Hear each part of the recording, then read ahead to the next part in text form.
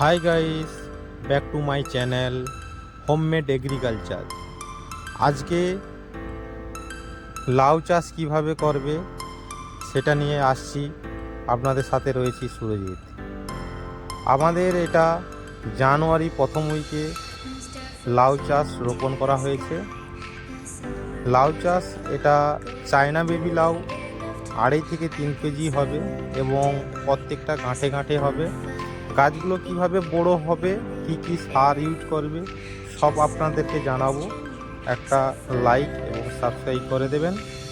এই China baby লাউ প্রথমে মাটিটাকে ভালো করে পাকানো হয়েছে।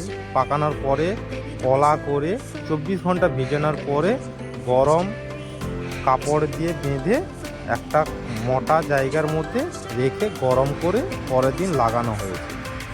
এর মধ্যে থাইমেট ইউজ করা হয়েছে যাতে পোকামাকড় দমন করা হয় চারা রোপণের জন্য, এবং গাছটা হয়ে যাওয়ার পরে এর আবার চাপান সার প্রয়োগ করা হয়েছে, খোল, ডিএপি, ইউরিয়া এবং প্রত্যেকটা মেডিসিন মারা হয়েছে।